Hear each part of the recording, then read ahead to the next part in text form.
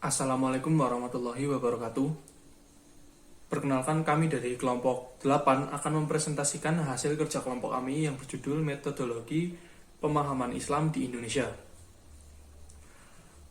Sebelumnya, saya akan memperkenalkan dulu anggota dari kelompok 8, yaitu saya sendiri, Diki Ardiansyah dengan NIM 3420093, kemudian Nafi Maulana Ibrahim dengan NIM 3420173. Oke, langsung saja ke materi yang pertama, pengertian metode pemahaman ajaran Islam. Secara bahasa, metode itu berasal dari bahasa Yunani, yaitu meta yang artinya sepanjang dan hodos yang artinya jalan. Metode berarti suatu ilmu mengenai cara menyampaikan sesuatu kepada orang lain. Islam sebagai pemahaman adalah Islam sebagaimana yang diinterpretasikan oleh para ulama. Metode ini digunakan untuk menciptakan pemahaman terhadap Islam yang komprehensif dan utuh. Hal tersebut guna untuk memandu umat Islam dalam menghadapi dan menjawab persoalan-persoalan tentang ajaran Islam yang variatif. Kemudian materi yang kedua, kegunaan metode pemahaman ajaran Islam. Kedatangan Islam pada abad ke-13 Masehi hingga saat ini menyebabkan banyak fenomena yang variatif. Kondisi seperti ini terjadi di berbagai penjuru dunia, termasuk negara Indonesia. Meskipun keadaan dan metode pemahaman yang ditawarkan ulama amat variatif, akan tetapi tidak keluar dari apa yang terkandung dalam Al-Quran dan Sunnah, dan juga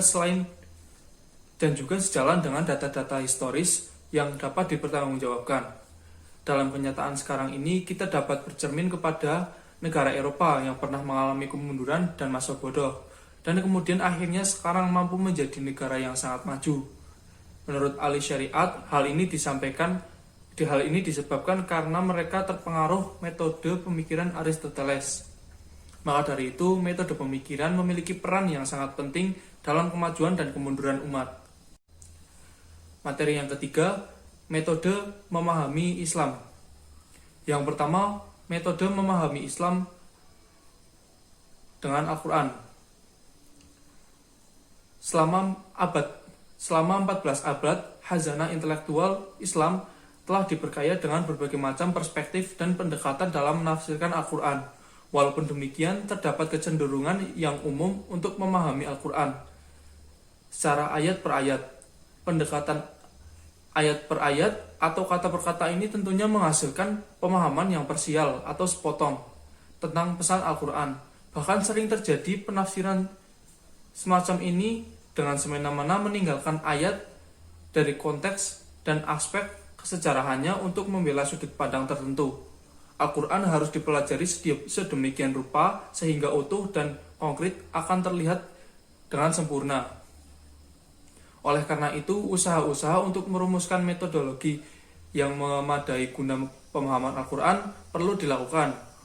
Usaha kedua, perumusan suatu metodologi yang dicita-citakan itu seharusnya menjadi prioritas utama dalam rangka mengembangkan kajian-kajian Al-Quran dan tafsir.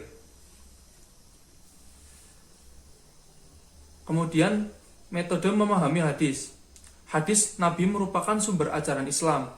Di samping Al-Quran, dilihat dari periwayatannya, hadis Nabi berbeda dengan Al-Quran. Hadis Nabi dalam hal ini berkategori ahad, diperlukan penelitian. Dengan penelitian ini akan diketahui apakah hadis yang bersangkutan dapat dipertanggungjawabkan periwayatannya, apakah ia berasal dari Nabi atau bukan. Dengan demikian, untuk mengetahui apakah riwayat berbagai hadis yang terhimpun dalam kitab-kitab hadis tersebut dapat dijadikan hujjah atau tidak. Oleh karena itu, terlebih dahulu perlu dilakukan penelitian. Oke, materi selanjutnya akan disampaikan oleh Mas Nafi. Silakan Mas Nafi. Oke, baik, materi selanjutnya metode studi Islam. Islam sebagai hasil interpretasi para ulama atau cendekiawan muslim yang melahirkan ilmu-ilmu seperti tercermin dalam ilmu tauhid, ilmu kalam, filsafat Islam, fikih, serta akhlak dan tasawuf. Dengan mempelajari ilmu-ilmu tersebut, kita dapat diantarkan kepada penyimpulan mengenai Islam dari segi pemahaman para ulama atau cendekiawan Islam. Ilmu tauhid atau ilmu kalam. adalah ilmu pokok-pokok agama yang menyangkut masalah akidah dan keimanan. Pembahasan-pembahasan yang paling menonjol ialah pembahasan tentang keesaan Allah yang menjadi sendi asasi agama Islam. Yang kedua ada filsafat Islam. Al-Quran pada dasarnya adalah kitab agama dan bukan filsafat, tetapi ia menganggap persoalan-persoalan yang sama-sama terdapat pada agama filsafat. Keduanya harus dapat menjawab persoalan-persoalan yang berkaitan dengan makna ungkapan-ungkapan seperti Tuhan, dunia, ruh, individu, dan hubungan antara baik dan buruk, kebebasan berkehendak, dan kehidupan seperti setelah mati. Yang ketiga ada fikih. Seiring dengan perkembangan manusia dan aliran pemikirannya, lahirlah interpretasi terhadap Islam secara beragam dan tak jarang bertentangan secara diametral. Jalan-jalan yang ditempuh oleh banyak tokoh dalam memahami Islam, terutama dalam masalah ritual atau fikih, dinisbatkan oleh para pengikutnya sebagai mazhab atau jalan yang dijadikan pedoman beribadah. Padahal sang tokoh sendiri tak pernah menamakan dirinya mazhab tertentu. Mereka hanya berpegang teguh dengan sumber ajaran agama Islam, yaitu Al-Quran dan hadis.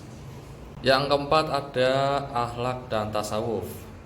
Di dalam ilmu akhlak kita berjumpa dengan istilah-istilah benar, salah, baik, buruk.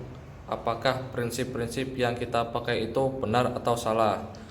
Apakah kebiasaan-kebiasaan yang kita perbuat itu baik atau buruk? Mengenai benar dan salah seiring dikaitkan dengan suatu perbuatan itu sesuai atau tidak, bertentangan atau tidak dengan peraturan yang ada. Peraturan yang dapat dijumpai manusia itu banyak. Untuk mendapatkan kebenaran yang objektif, dilakukan dengan cara mengembalikannya kepada pembuat aturan itu. Dalam pemahaman Islam, kebenaran yang objektif itu merupakan kebenaran yang pasti dan satu itu adalah kebenaran yang didasarkan kepada peraturan yang dibuat oleh Yang Maha Esa dan Yang Maha Mengetahui, yaitu Allah Subhanahu wa Ta'ala. Materi selanjutnya ada metode pemahaman ajaran Islam di Indonesia. Yang pertama itu ada metode disiplin ilmu dan kajian di Indonesia. Dikenal bahwa ajaran Islam terdiri dari 3 disiplin, yaitu akidah. Akidah itu sendiri merupakan dimensi Islam yang berhubungan dengan arah. Yang kedua ada syariah, yaitu dimensi Islam yang berhubungan dengan ketentuan hubungan manusia dengan saudara seagama, sesama manusia, serta hubungan alam, serta dengan hubungan manusia dengan Allah Subhanahu wa Ta'ala.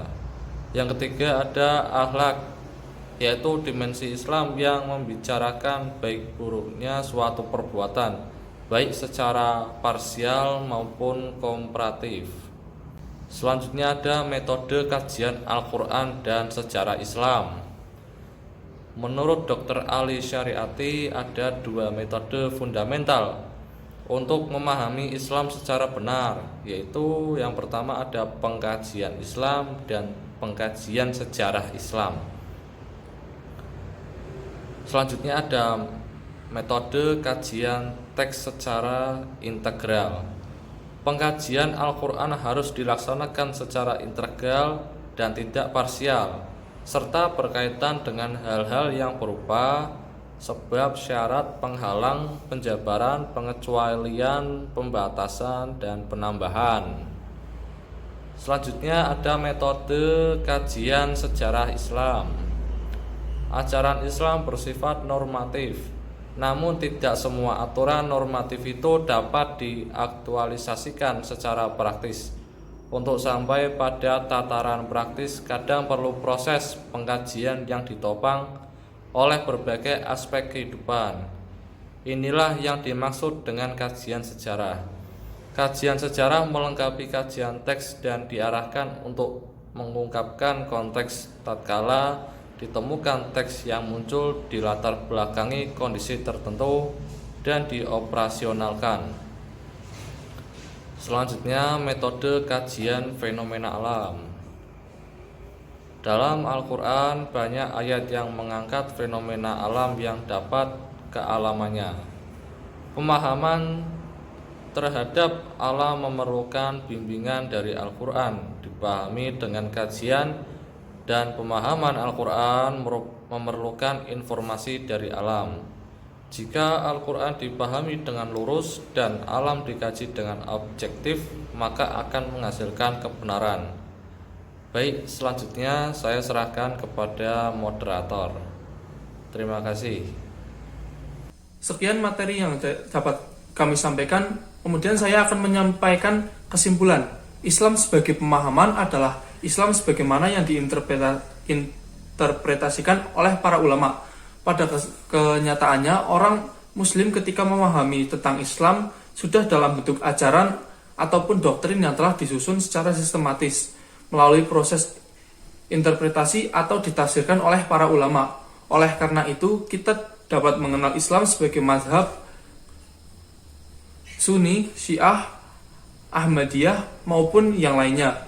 Meskipun terdapat perbedaan, namun umat Islam dari berbagai mazhab masih bisa untuk menerima masing-masing rumusan. Misalnya tentang rukun iman dan rukun Islam. Disebutkan di atas bahwa metode pemahaman Islam di Indonesia yaitu metode disiplin ilmu dan kajian, metode kajian Al-Quran dan sejarah Islam, metode kajian teks secara integral, metode kajian sejarah Islam, dan metode kajian fenomena alam. Oke, terima kasih atas perhatiannya. Sekian yang dapat saya sampaikan. Apabila ada kesalahan, saya mohon maaf. Wassalamualaikum warahmatullahi wabarakatuh.